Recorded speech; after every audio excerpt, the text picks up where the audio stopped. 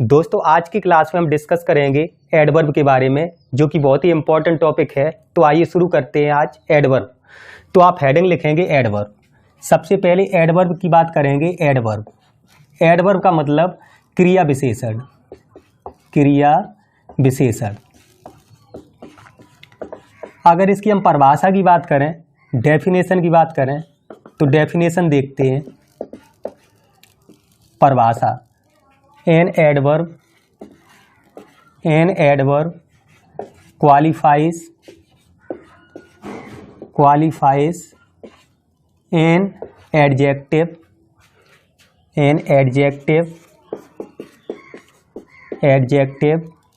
verb or another adverb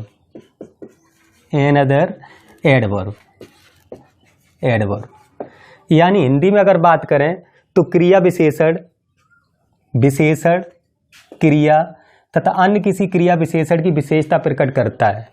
क्रिया विशेषण, क्रिया तथा अन्य किसी क्रिया विशेषण की विशेषता प्रकट करता है। अब अगर हम इसके एग्जाम्पल की बात करें, क्रिया विशेषण के एग्जाम्पल, तो फर्स्ट एग्जाम्पल देखते हैं। He runs fast. इसका मतलब वह तेज दौड़ता है। अब इस सेंटेंस में रन वर्ब है और फास्ट एडवर्ब है, तो इस सेंटेंस में एडवर्ब द्वारा वर्ब की विशेषता प्रकट की गई, यानी वह तेज दौड़ता है। इसके बाद दूसरा एग्जाम्पल अगर देखें, दूसरा एग्जाम्पल जैसे सी रीड्स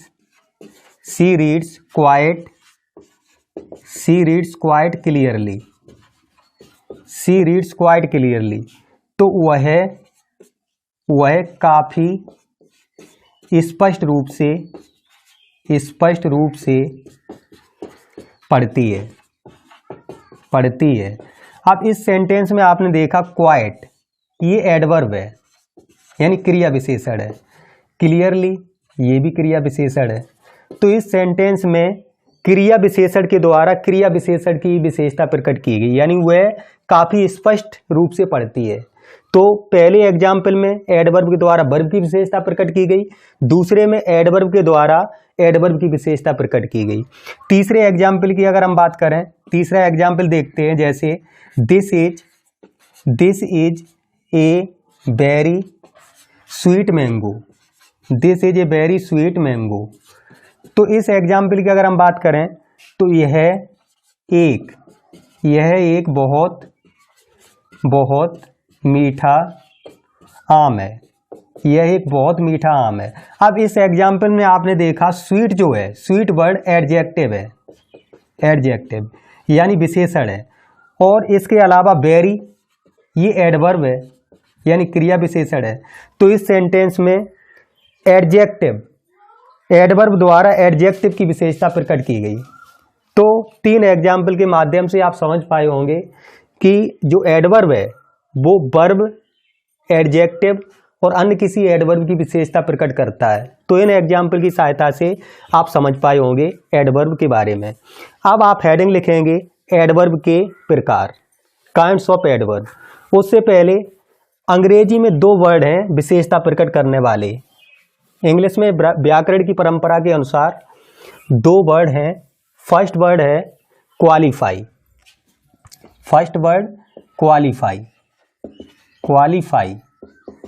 क्वालिफाइज, और सेकंड वर्ड है मॉडिफाइज। तो दोनों का मतलब होता है विशेषता प्रकट करने वाले शब्द। क्वालिफाइज और मॉडिफाइज दोनों का मतलब विशेषता प्रकट करने वाले शब्द। लेकिन व्याकरण की परंपरा के अनुसार जो एडजेक्टिव है, विशेषण है, एडजेक्टिव क्वालिफाइज करता है। इसके अलावा जो एडवर्ब है, क्रिया विशेषण है, वह मॉडिफाइज करता है। दोनों का मतलब है विशेषता प्रकट करने वाले शब्द। लेकिन व्याकरण की परंपरा के अनुसार एडजेक्टिव क्वालिफाइज करता है और एडवर्ब मॉडिफाइज करता है। यहां तक आपको समझ आया होगा। इसके बाद हम बात करेंगे एडवर्ब के प्रकार, यानी आप हेडिंग लिखेंगे काइंड्स ऑफ एडवर्ब। आज का टॉपिक इंपॉर्टेंट है ही, इसके साथ साथ यूजफुल भी है। तो आप इस क्लास को जितनी बार पॉसिबल हो देखें और बेसिक ग्रामर समझने की कोशिश करें।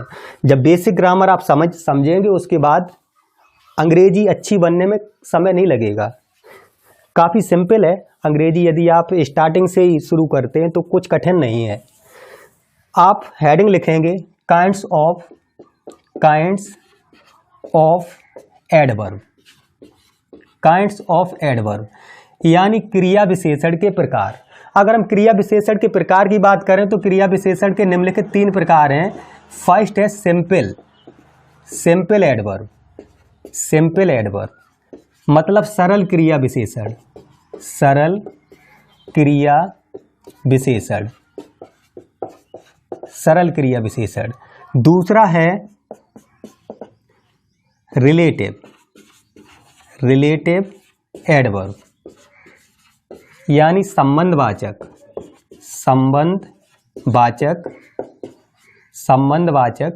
क्रिया विशेषण, क्रिया विशेषण। इसके बाद तीसरा टाइप से आपका इंटेरोगेटिव एडवर्ब, इंटेरोगेटिव एडवर्ब यानी प्रश्नवाचक क्रिया विशेषण, क्रिया विशेषण। तो हमने एडवर्ब के प्रकार देखे, सिंपल एडवर्ब सरल क्रिया विशेषण, रिलेटिव एडवर्ब संबंधवाचक क्रिया विशेषण, इंटेरोगेटिव एडवर्ब प्रश्नवाचक क्रिया विशेषण। तो 3 काइंड्स आपको समझ आए होंगे एडवर्ब के। अब एडवर्ब के काइंड्स के बारे में हम डिस्कस करेंगे। तो सबसे पहले फर्स्ट आप हेडिंग लिखेंगे सिंपल एडवर्ब यानी सरल क्रिया विशेषण। सिंपल है, हार्ड नहीं है। एडवर्ब टॉपिक अच्छा टॉपिक है। तो फर्स्ट आप हेडिंग लिखेंगे सिंपल एडवर्ब। तो अब हम बात कर लेते हैं सिंपल एडवर्ब की। तो सिंपल एडवर्ब में आप लिखेंगे डैश करके सिंपल एडवर्ब द्वारा time place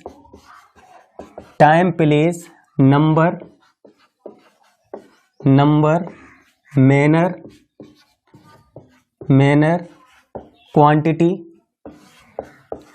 manner quantity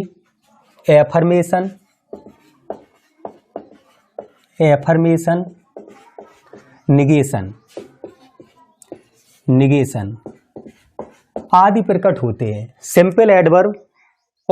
simple adverb द्वारा time place number manner quantity affirmation और निगेशन आदि प्रकट होते हैं।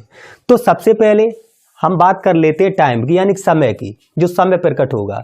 तो फर्स्ट आप हेडिंग लिख सकते हैं simple adverb of time, simple adverb of time, simple adverb of time. तो सिंपल एडवर्ब ऑफ टाइम के बारे में देखते हैं। सिंपल एडवर्ब ऑफ टाइम के अंतर्गत जैसे एग्जाम्पल देखें, first example he will come here today, he will come here today मतलब वह आज यहाँ आएगा, वह आज यहाँ आएगा। तो इस एग्जाम्पल में जो टुडे है आज, इससे प्रकट हुआ है समय, टाइम प्रकट हुआ है। दूसरा एग्जाम्पल देखें तो टुडे आपका सिंपल एडवर्ब है, हम कह सकते हैं सिंपल एडवर्ब ऑफ टाइम है। इसके बाद दूसरा example you will complete this work tomorrow. तो ये सेंटेंस है, मतलब तुम यह कार्य कल पूरा करोगे, तुम यह कार्य कल पूरा करोगे।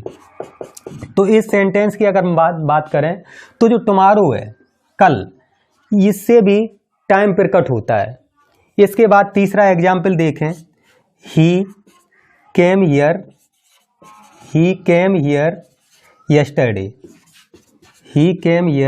यस्टरडे। इसका मतलब वह यहाँ कल आया था, वह यहाँ कल आया था। तो यस्टरडे से भी टाइम प्रकट हो रहा है। इसके बाद एक एग्जाम्पल की और हम बात करेंगे, जैसे एग्जाम्पल है do this work now, do this work now, इस कार को अब करो, इस कार को अब करो, अब करो। तो ये जो एग्जाम्पल है नाउ, नाउ से भी टाइम प्रकट होता है। इसके अलावा कुछ वर्ड जैसे today, yesterday, tomorrow, the day after tomorrow, the day before yesterday, इसके बाद ऑलरेडी, जस्ट, ऐसे वर्ड हैं जिनसे टाइम प्रकट होता है। तो आपने देखा सिंपल एडवर्ब ऑफ टाइम। अब हम बात कर लेते हैं सेकंड, हेडिंग लिखेंगे simple adverb of place, simple adverb of place. तो प्लेस की बात करेंगे, सिंपल एडवर्ब ऑफ प्लेस, जिससे स्थान प्रकट होगा। तो एग्जाम्पल देखेंगे सिंपल एडवर्ब ऑफ प्लेस के। जैसे फर्स्ट एग्जाम्पल लिखिए आप, जैसे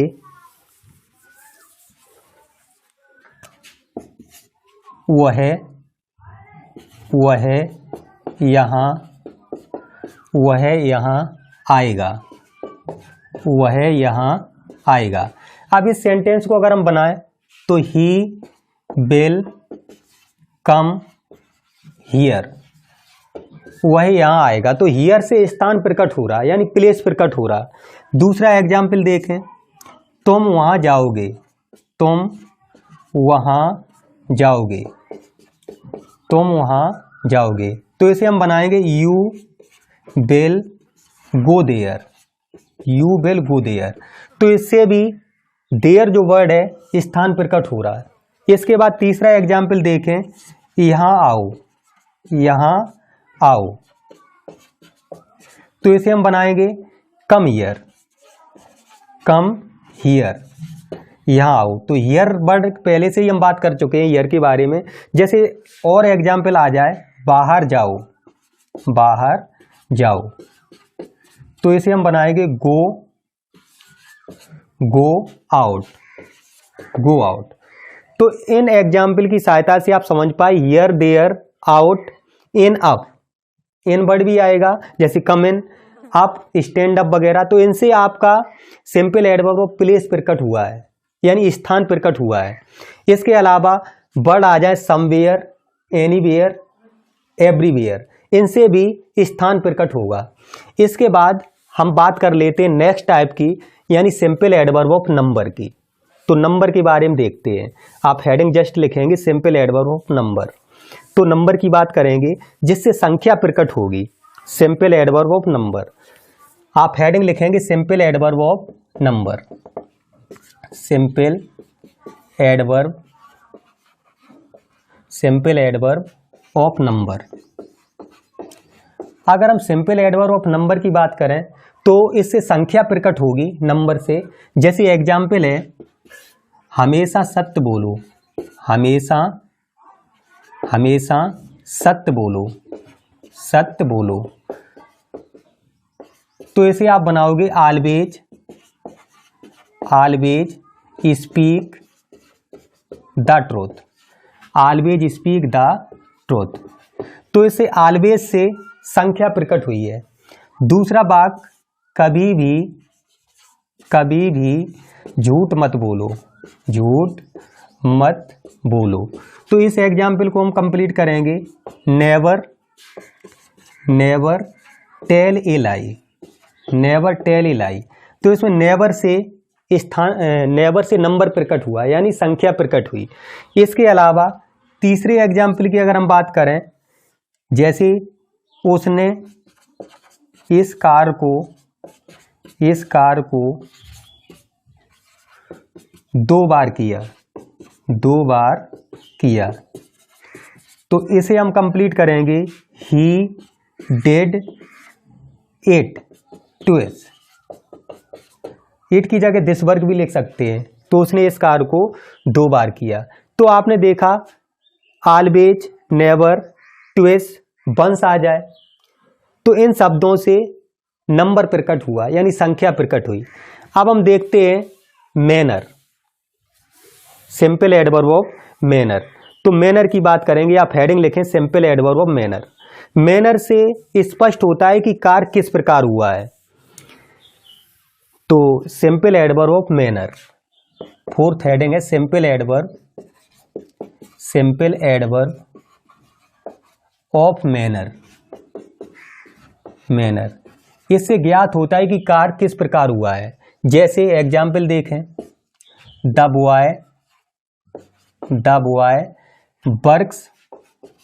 बॉय वर्क्स हार्ड, यानी लड़का कठिन परिश्रम करता है। लड़का कठिन परिश्रम करता है। तो जो हार्ड वर्ड है, हार्ड वर्ड से मैनर प्रकट हुआ। इसके बाद नेक्स्ट हम बात करेंगे अगला एग्जाम्पल, जैसे द सोल्जर्स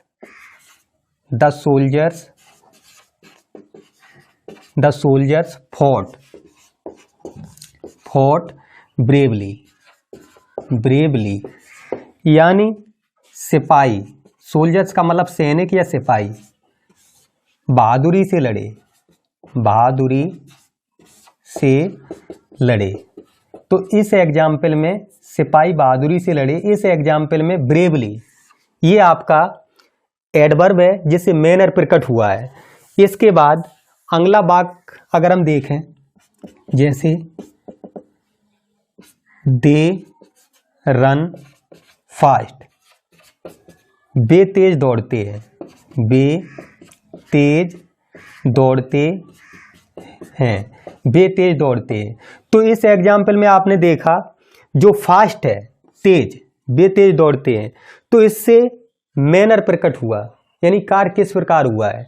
इसके बाद चौथे एग्जाम्पल की अगर हम बात करें, चौथा एग्जाम्पल द चाइल्ड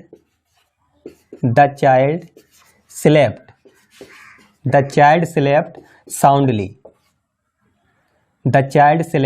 साउंडली, यानी जो साउंडली वर्ड आया इससे भी मैनर प्रकट हुआ। इसका मतलब बच्चा गहरी नींद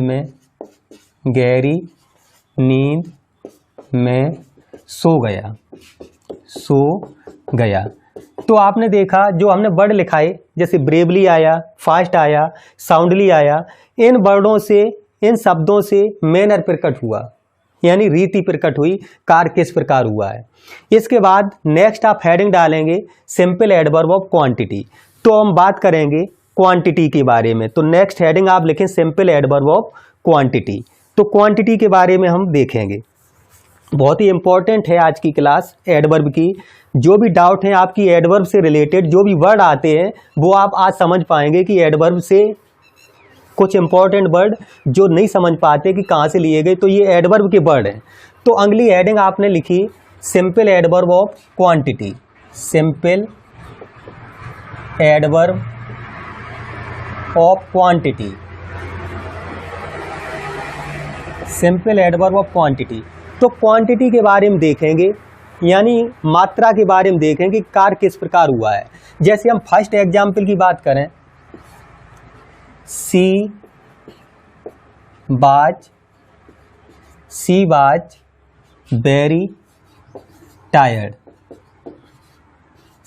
वेरी टायर्ड, यानी वह बहुत थकी थी या थकी हुई थी। तो इसमें वेरी शब्द आया, इससे क्वांटिटी प्रकट हुई। दूसरा एग्जाम्पल देखें, जैसे this mango is almost ripe. तो इसमें ऑलमोस्ट जो वर्ड आया, इससे क्वांटिटी प्रकट हुई है। यह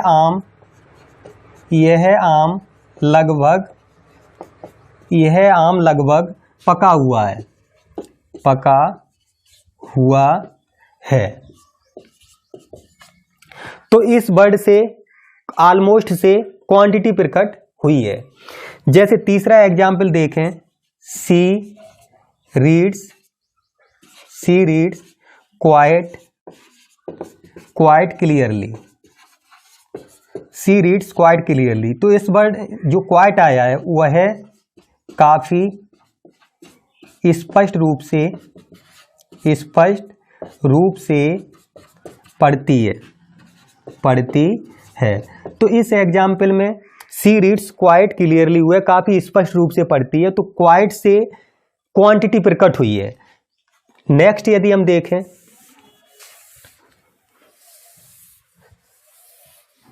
तो इन एग्जाम्पल की सहायता से आप समझ पाए क्वांटिटी के बारे में।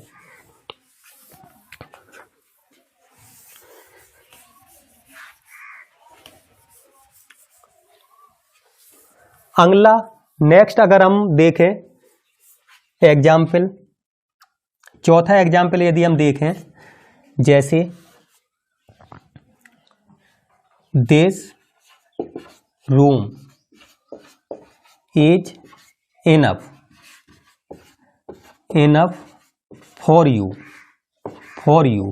तो इनफ का मतलब होता है पर्याप्त। यह कमरा तुम्हारे लिए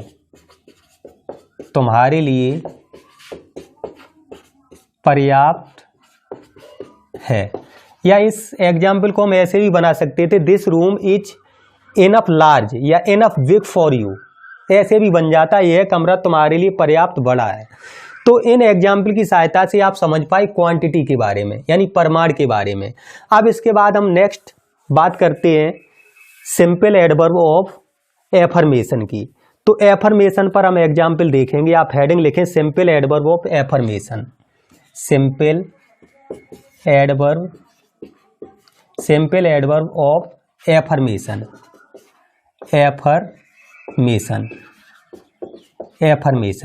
तो एफर्मेशन का मतलब होता है स्वीकृति।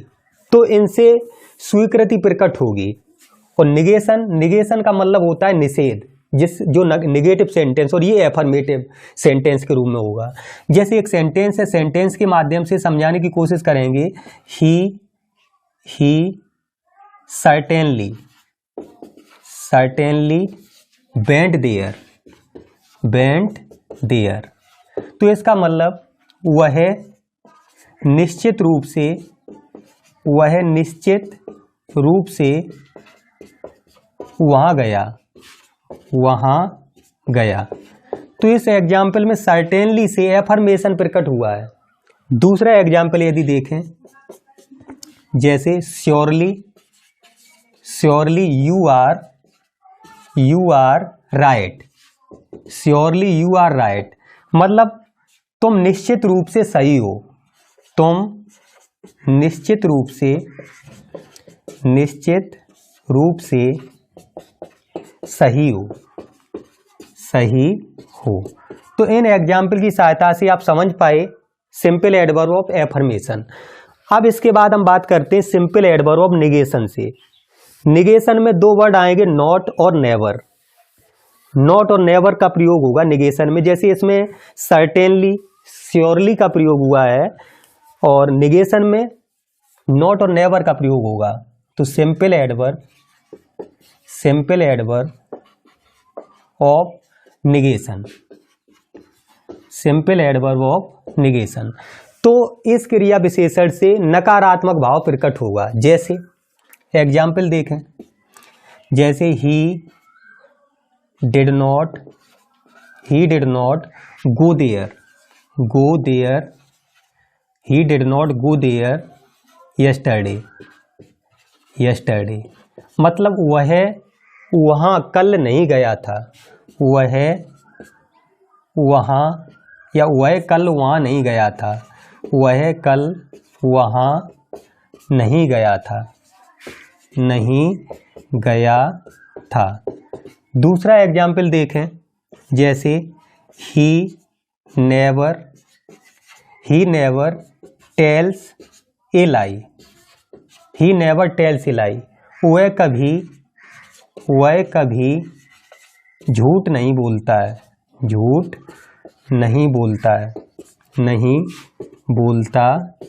है। तो नॉट और नेवर से निगेशन का भाव प्रकट हुआ। तो आपने देखा सिंपल एडवर्ब ऑफ नेगेशन के बारे में। तो इन एग्जाम्पल की सहायता से हमने समझाने की कोशिश की सिंपल एडवर्ब। अब आप दूसरा जो टाइप्स था रिलेटिव एडवर्ब, वही हेडिंग डालेंगे आप, रिलेटिव एडवर्ब। तो हमने अभी तक आपको सिंपल एडवर्ब के बारे में पढ़ाया, आप देखेंगे रिलेटिव एडवर्ब के बारे में। तो फर्स्ट आप हेडिंग लिखिए रिलेटिव एडवर्ब। रिलेटिव एडवर्ब यानी रिलेटिव एडवर्ब का मतलब संबंध वाचक क्रिया विशेषण। फर्स्ट हेडिंग आपकी कंप्लीट हुई रिलेटिव एडवर्ब। दूसरी रिलेटिव एडवर्ब, और रिलेटिव एडवर्ब का मतलब होता है संबंधवाचक, संबंधवाचक क्रिया विशेषण, संबंधवाचक क्रिया विशेषण। तो संबंधवाचक क्रिया विशेषण का प्रयोग दो वाक्यों को जोड़ने के लिए होता है, और इसके साथ साथ दो वाक्यों को जोड़ने के बाद किसी संज्ञा की ओर संकेत करते हुए टाइम, प्लेस, रीजन या मैनर आदि प्रकट होते हैं। दो वाक्यों को जोड़ने का कार्य करता है रिलेटिव एडवर्ब, और इससे संज्ञा की ओर संकेत करते हुए टाइम, प्लेस, रीजन, मैनर आदि प्रकट होते हैं। तो इनके हम एग्जाम्पल की बात करें, रिलेटिव एडवर्ब के अंतर्गत आपका प्रयोग होगा व्हेन, वेयर, वाई, हाउ आदि वर्णों का प्रयोग होता है रिलेटिव एडवर्ब के अंतर्गत। When, where, why, how. तो फर्स्ट एग्जाम्पल देखते हैं, जैसे लिखा है do you know the time, do you know the time when the train comes, when the train comes. तो मतलब क्या तुम वह समय जानते हो, क्या तुम वह समय जानते हो, वह समय जानते हो, जानते हो जब रेलगाड़ी आती है, जब रेलगाड़ी आती है। क्या तुम वह समय जानते हो जब रेलगाड़ी आती है। दूसरा एग्जाम्पल अगर हम देखें, दूसरा example tell me the place, tell me the place where he was born, tell me the place where he was born. यानी मुझे वह स्थान बताओ, मुझे वह स्थान बताओ, स्थान बताओ जहाँ उसका जन्म हुआ था, जहाँ उसका जन्म हुआ था, जहाँ उसका जन्म हुआ था। तो इस एग्जाम्पल की सहायता से इसमें वेयर का प्रयोग हुआ, आप समझ पाए होंगे। दो वाक्यों को जोड़ने का कार्य करता है रिलेटिव एडवर्ब, और जोड़ने के साथ साथ संज्ञा की ओर संकेत करते हुए टाइम, प्लेस, रीजन, मैनर आदि प्रकट करता है। जैसे वाई पर यदि हम वाक्य देखें, डू यू नो, क्या तुम जानते हो, why he came here, why he came here. तो इसका मतलब है क्या तुम जानते हो कि वह यहाँ क्यों आया, क्या तुम जानते हो कि वह यहाँ क्यों आया। तो आपने देखा तीन एग्जाम्पल की सहायता से हमने समझाने की कोशिश की रिलेटिव एडवर्ब। इसके बाद हाउ पर अगर हम बात करें तो हाउ पर एक एग्जाम्पल देख लेते हैं। हाउ पर जैसे example I do not know how he passed, मतलब मुझे पता नहीं है कि वह किस प्रकार पास हुआ, मुझे ज्ञात नहीं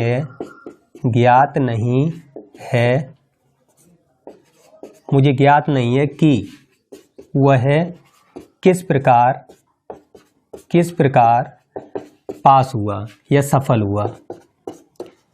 तो इन एग्जाम्पल की सहायता से आपने देखा हाउ, वेयर, वाई, व्हेन, इनसे रिलेटिव एडवर्ब प्रकट होता है। इनसे जो वर्ड बताए व्हेन, वेयर, वाई, हाउ से। अब नेक्स्ट हेडिंग लिखेंगे आप इंटेरोगेटिव एडवर्ब, जो कि लास्ट हेडिंग है एडवर्ब की, इंटेरोगेटिव एडवर्ब। तो अब हम डिस्कस करेंगे इंटेरोगेटिव एडवर्ब के बारे में। तो आशा करते हैं अभी तक जो हमने वर्ड पढ़ाए, आपको जो टाइप्स पढ़ाए समझ आए होंगे। यदि क्लास समझ आई है तो प्लीज़ वीडियो को लाइक करें, चैनल को सब्सक्राइब करें, अधिक से अधिक शेयर करना ना भूलें। इसके बाद आप जस्ट हेडिंग लिखेंगे इंटेरोगेटिव एडवर्ब। तो इंटेरोगेटिव एडवर्ब की बात कर लेते हैं, बहुत ही इंपॉर्टेंट टॉपिक है एडवर्ब का। इंटेरोगेटिव एडवर्ब,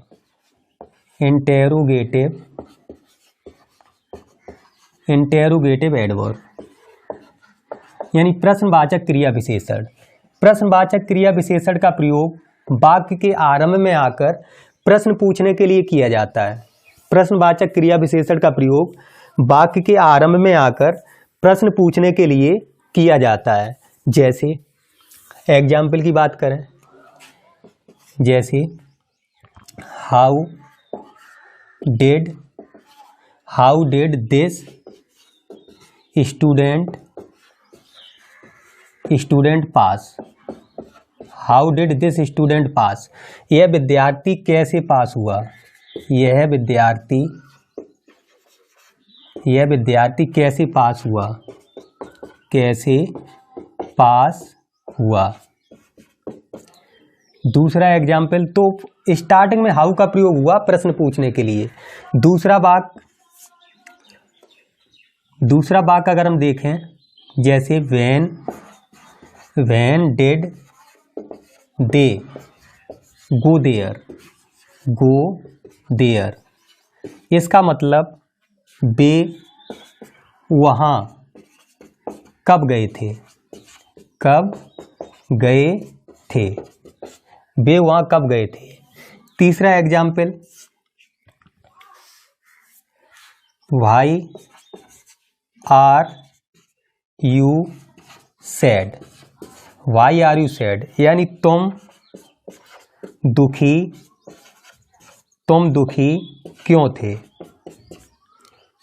क्यों थे।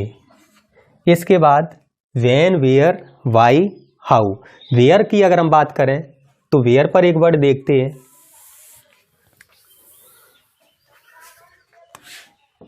वेयर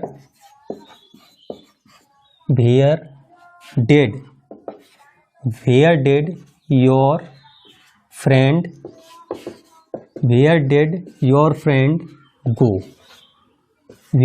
फ्रेंड गो, यानी तुम्हारा मित्र कहाँ गया था। तो आज की क्लास में हमने एडवर्ब के बारे में डिटेल में डिस्कस किया। यदि क्लास पसंद आई है तो प्लीज़ चैनल को सब्सक्राइब करें, वीडियो को लाइक करें, अधिक से अधिक शेयर करें। आप सभी का बहुत बहुत धन्यवाद एवं आभार।